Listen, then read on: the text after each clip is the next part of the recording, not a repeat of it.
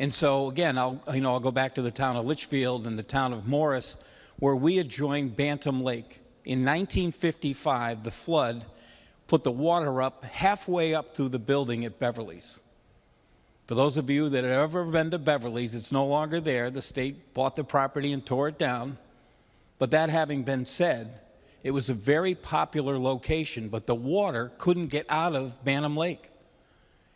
There was so much of it. So we are seeing a reoccurring flooding problem as it relates to some of the waterways that just no longer allow the passage of water the way they used to, primarily because of the volume, primarily because of the frequency. And so the question, I think today, in addition to the bill as it's been drafted and the amendment, is what else could we do to improve municipal options and make it better for them should they choose to go down this path. And so, Madam President, I have an amendment, LCO 4161. If the clerk would call it, please, and I'd be allowed to summarize. Mr. Clerk.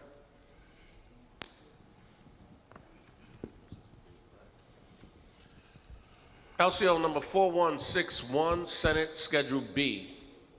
Senator Minor.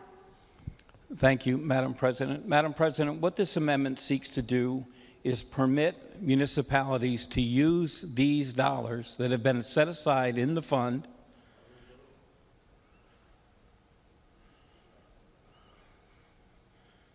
Am I good? You're good. All right.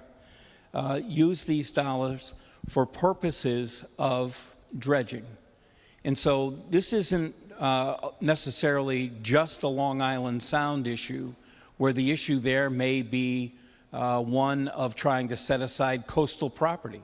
A community may decide that their interest really lies not so much in changing culverts or raising roadways or improving the passage of water, but instead it's in the acquisition of real estate so that it won't be developed, so it won't contribute to an already significant problem when it comes to sea level rise, or in that case, Long Island Sound rise.